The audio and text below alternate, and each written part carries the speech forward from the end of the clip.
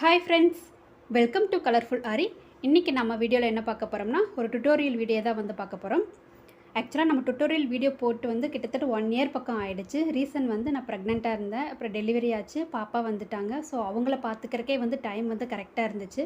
அதனால் என்னால் ப்ராப்பராக வந்து வீடியோ வந்து அப்லோட் பண்ண முடியல.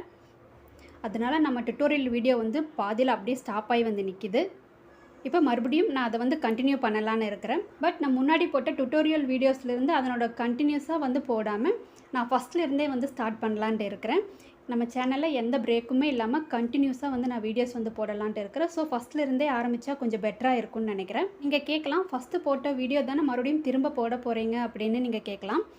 பட் அதுக்கு இதுக்கும் கொஞ்சம் டிஃப்ரென்ஸ் வந்து இருக்குது. ஃபஸ்ட்டு நான் போட்ட வீடியோஸ்லலாம் பார்த்தீங்கன்னா ஒரு ஸ்டிச்சஸ் வந்து சொல்லி கொடுத்துட்டு உங்களை ஒரு டிசைனில் வந்து அதை நான் வந்து ப்ராக்டிஸ் பண்ண சொல்லியிருப்பேன். இனி வர வீடியோஸில் எப்படின்னா ஒரு ஸ்டிச்சஸை நான் சொல்லி கொடுத்துட்டேன் அப்படின்னா கம்ப்ளீட்டாக அந்த டிசைனையும் வந்து நானே வந்து போட்டு காமிக்க போகிறேன். ஏன்னா அது பிகினர்ஸாக இருக்கிறவங்களுக்கு இன்னுமே கொஞ்சம் யூஸ்ஃபுல்லாக இருக்கும்னு நினைக்கிறேன். அதனால் இனி வர வீடியோஸில் ஒரு ஸ்டிச்சஸ், ஒரு சாம்பிள் டிசைனை வந்து நான் வந்து ஒர்க் பண்ணி காமிக்க போகிறேன்.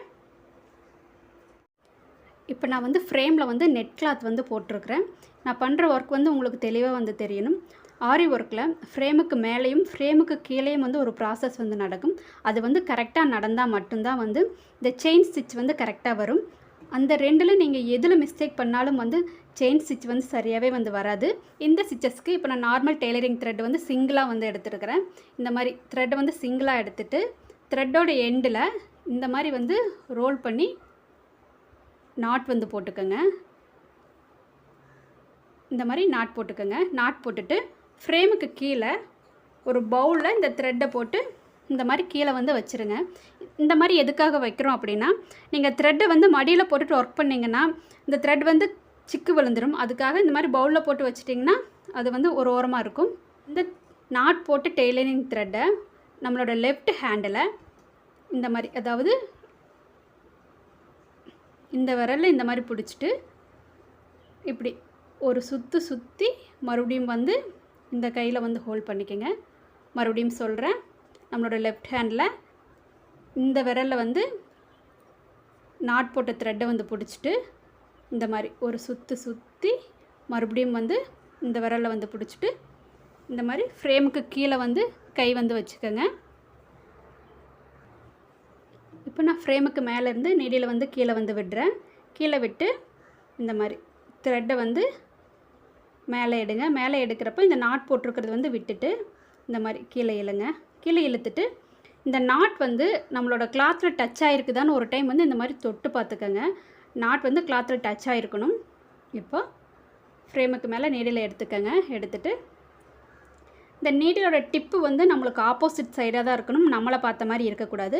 நீங்கள் ஃபஸ்ட் டைம் போடுறப்ப பெரிய பெரிய செயினாகவே போடுங்க, ஒன்றும் தப்பு இல்லை. இப்போ இந்த மாதிரி ஒரு செயின் கீழே விடுங்க. கீழே விட்டுட்டு லெஃப்ட் ஹேண்டில் பிடிச்சிருக்கிற த்ரெட்டை இந்த மாதிரி ஒரு சுற்றுங்க. ஒரு சுற்றிட்டு நீங்கள் சுற்றுனதுக்கப்புறம் இந்த த்ரெட்டை வந்து இப்படியோ இல்லை இப்படியோ வந்து பிடிச்சிருந்தீங்கன்னா மேலே வந்து த்ரெட்டு வந்து வராது. கரெக்டாக ப்ராப்பராக இந்த மாதிரி ஒரு சுற்றி இந்த கிளாத்து டச் ஆகிற மாதிரியே இப்படி பிடிச்சிருங்க. இந்த மாதிரி நீங்கள் மேலே எடுக்கிறப்ப இந்த கிளாத் டச் ஆகிற மாதிரியே இப்படி உங்களை பார்த்த மாதிரி ஒரு டைம் டேர்ன், ஆப்போசிட்டில் ஒரு டேர்ன், இந்த மாதிரி வந்து திருப்பிக்கங்க. இப்போ பாருங்கள், மறுபடியும் கீழே விடுங்க. இந்த மாதிரி ஒரு சுற்றி கிளாத்து டச் ஆகிற மாதிரியே இப்படி பிடிச்சிக்கோங்க. பிடிச்சிட்டு இந்த கிளாத்து டச் ஆகிறப்போ உங்களை பார்த்த மாதிரி ஒரு டேர்ன், ஆப்போசிட் சைடில் ஒரு டேர்ன். இதை நெட் கிளாத்துங்கிறங்காட்டி உங்களுக்கு சரியாக தெரியாதுன்னு நினைக்கிறேன். ஃபேப்ரிக்கில் நம்ம வந்து ட்ரை பண்ணுறப்ப உங்களுக்கு நல்லா தெரியும். பட் நான் கீழே என்ன ஒர்க் பண்ணுறேன் அப்படிங்கிறது உங்களுக்கு தெளிவாக தெரியணுங்கிறதுக்காக தான் வந்து நெட்டு யூஸ் பண்ணுறேன். இப்போ நீங்கள் வந்து கீழே என்ன ப்ராசஸ் நடக்குது அப்படிங்கிறத மட்டும் சரியாக கவனிச்சுக்கோங்க. இந்த மாதிரி கீழே ஒரு சுற்றி கிளாத்தோட டச் பண்ணுற மாதிரி கை வச்சுட்டு நீங்கள் மேலே எடுக்கிறப்போ உங்களை பார்க்குற மாதிரி ஒரு டர்ன், ஆப்போசிட் சைடில் ஒரு டர்ன். கீழே விடுங்க. இந்த மாதிரி ஒரு சுற்றி கிளாத்தில் டச் ஆகிற மாதிரியே பிடிச்சிக்கணும். அதாவது இது கிளாத் அப்படின்னா இந்த கிளாத்தில் இந்த த்ரெட் வந்து டச் ஆகிற மாதிரியே பிடிச்சிட்டு மேலே எடுக்கிறப்போ உங்களை பார்த்த மாதிரி ஒரு டர்ன், ஆப்போசிட் சைடில் ஒரு டர்ன். கீழே விடுங்க. ஒரு சுற்றுங்க. கிளாத்தில் டச் ஆகிற மாதிரியே பிடிச்சிட்டு உங்களை பார்த்த மாதிரி ஒரு டர்ன், ஆப்போசிட் சைடில் ஒரு டர்ன். இப்போ இதை வந்து நம்ம மேலே இப்போ இதை நம்ம வந்து ஃபேப்ரிக்கில் வந்து ஒர்க் பண்ணி பார்க்கலாம். இப்போ நம்ம வந்து ஃப்ரேமில் வந்து ஒர்க் பண்ணலாம். நான் ஃபஸ்ட்டு கீழே இருக்கிற த்ரெட்டை வந்து மேலே எடுத்துக்கிறேன். இந்த மாதிரி கீழே இருக்கிற த்ரெட்டை மேலே எடுத்துட்டு இப்போ இந்த நீடிலோட டிப்பு வந்து பார்த்திங்கன்னா எண்ணெய் பார்த்த மாதிரி இருக்கக்கூடாது.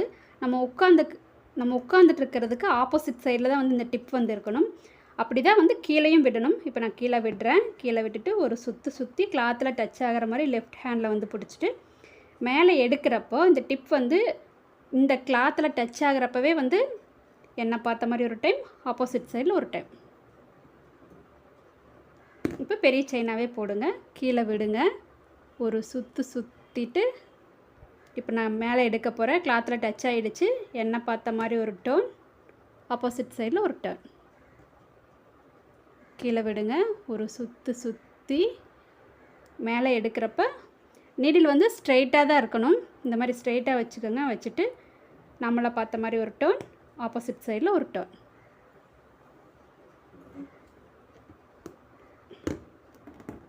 இப்போ நீடில் வந்து கீழே விடுங்க.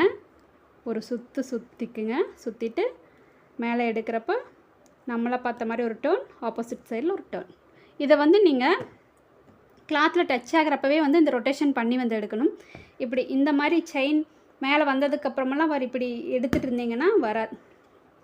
செயின் வந்து இந்த மாதிரி மேலே எடுத்துனதுக்கப்புறம்லாம் வந்து இப்படியெல்லாம் எடுத்துகிட்டு இப்படியெல்லாம் உள்ளே விட்டுட்டு வந்து எடுக்க வந்துக்கூடாது. நம்ம கிளாத்தில் டச் ஆகிறப்பவே இந்த செயின் வந்து மேலே தூக்கவே கூடாது. அப்போவே நீங்கள் லெஃப்ட் ரைட்டுன்னு ரொட்டேட் பண்ணி வந்து எடுத்துக்கணும்.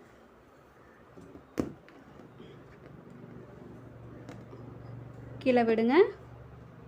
ஒரு சுற்றிட்டு நம்மளை பார்த்த மாதிரி ஒரு டர்ன், ஆப்போசிட் சைடில் ஒரு டர்ன். கீழே விடுங்க. ஒரு சுற்றுங்க. நம்மளை பார்த்த மாதிரி ஒரு டர்ன், ஆப்போசிட் சைடில் ஒரு டர்ன். இந்த மாதிரி தான் வந்து செயின் போட்டு ப்ராக்டிஸ் பண்ணணும். இந்த செயினை வந்து நல்லா வந்து போட்டு ப்ராக்டிஸ் பண்ணிக்கோங்க. அதுக்கப்புறமா வந்து நம்ம டிசைனில் வந்து போடலாம். இந்த செயின் தான் வந்து பேசிக் ஆரி ஒர்க்குக்கு. ஸோ இந்த செயினை வந்து நல்லா வந்து போட்டு ப்ராக்டிஸ் பண்ணிக்கோங்க. இப்போ இந்த பீக்காக்கை ஃபில் பண்ணுறதுக்கு நான் ஜரி த்ரெட் தான் வந்து யூஸ் பண்ண போகிறேன். இப்போ இந்த டிசைன்லேயே உங்களுக்கு எப்படி இந்த ஷார்ப்பான எட்ஜஸ் எல்லாம் ஃபில் பண்ணுறது அப்படிங்கிறதையும் வந்து நான் சொல்லிக் கொடுக்க போகிறேன். இப்போ நான் ஃபஸ்ட்டு இங்கேருந்து வந்து த்ரெட் எடுத்துக்கிறேன்.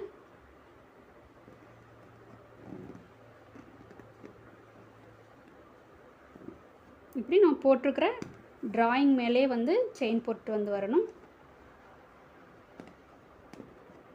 ரொம்ப லாங் செயினாக வந்து போட வேண்டாம். ஸ்மால் செயினே வந்து போடுங்க. அப்போ தான் வந்து பார்க்குறக்கு வந்து நல்லாயிருக்கும். அதே மாதிரி நம்ம சேனலில் நிறைய பேர் வந்து சப்ஸ்கிரைப் பண்ணாமல் பார்த்துட்ருக்குறீங்க. ப்ளீஸ் சப்ஸ்கிரைப் பண்ணுங்கள். வீடியோ பிடிச்சிருந்தா லைக் பண்ணுங்கள்.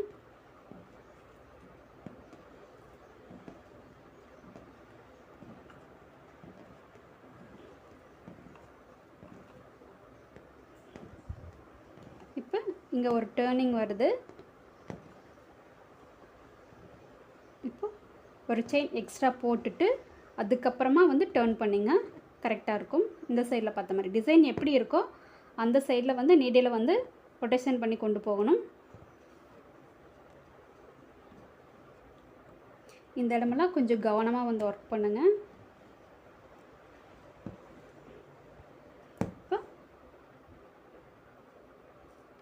இப்போ இங்கே ஷார்ப் வந்துடுச்சு. ஷார்ப்புக்கு ஒரு டைம் எக்ஸ்ட்ரா கொடுத்துட்டு மறுபடியும் நீடில் வந்து டிசைன் எப்படி இருக்குதோ அதே மாதிரி வந்து திருப்பிக்கங்க. அப்போ தான் வந்து அந்த ஷார்ப் வந்து கரெக்டாக வரும்.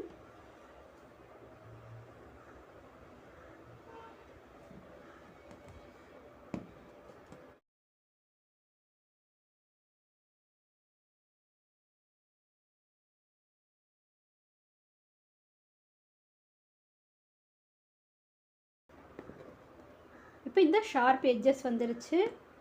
இப்போ இதோட நம்ம போட்ட டிசைன் வந்து முடிஞ்சிருச்சு. பட் ஷார்ப் எட்ஜு வரணும்னா இதுக்கு மேலே மறுபடியும் ஒரு செயின் போட்டுட்டு நீடில் வந்து இந்த சைடு டிசைன் இருக்குதோ அந்த சைடில் வந்து ஒரு ஸ்மால் லாக் போட்டுட்டு அதுக்கப்புறமா வந்து கண்டினியூ பண்ணுங்கள். அப்போ தான் வந்து அந்த ஷார்ப் எட்ஜ் வந்து கரெக்டாக வந்து கிடைக்கும்.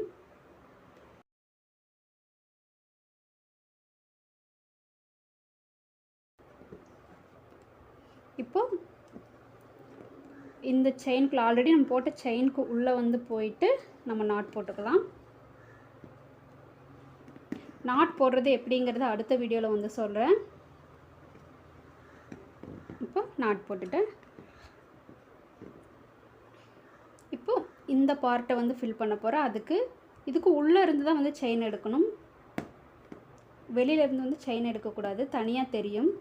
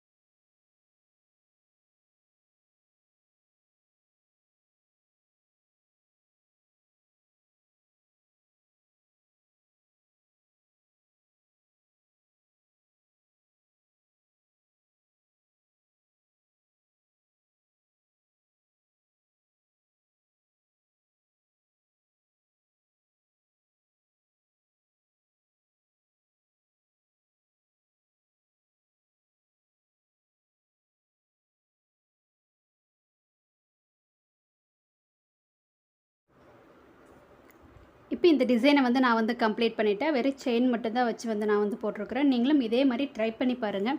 கம்ப்ளீட்டாக செயினை வச்சு ஒரு டிசைன் போடுறதுக்கு வந்து பழகிக்கங்க. சேம் இதே மாதிரி தான் சில்க் த்ரெட்டில் வந்து ஒர்க் பண்ணி பாருங்கள். சில்க் த்ரெட்டில் ஒர்க் பண்ணுறப்ப டபுள் த்ரெட்டாக வந்து எடுத்து ஒர்க் பண்ணுங்கள். நம்ம நெக்ஸ்ட் வீடியோவில் பட்டன் ஹோல் ஸ்டிச்சஸ் வந்து எப்படி போடலாம், அதில் எப்படி ஒரு டிசைன் போடுறது அப்படிங்கிறத நெக்ஸ்ட் வீடியோவில் வந்து பார்க்கலாம். எல்லோரும் ட்ரை பண்ணி பாருங்கள். வீடியோ பிடிச்சிருந்தா லைக் பண்ணுங்கள், மறக்காமல் சப்ஸ்கிரைப் பண்ணிக்கோங்க. நிறைய பேர் சப்ஸ்கிரைப் பண்ணாமல் பார்த்துட்ருக்குறீங்க. ப்ளீஸ் சப்ஸ்கிரைப் பண்ணி பாருங்கள். நெக்ஸ்ட் வீடியோவில் பார்க்கலாம். தேங்க்யூ ஃபார் வாட்சிங். பாய்.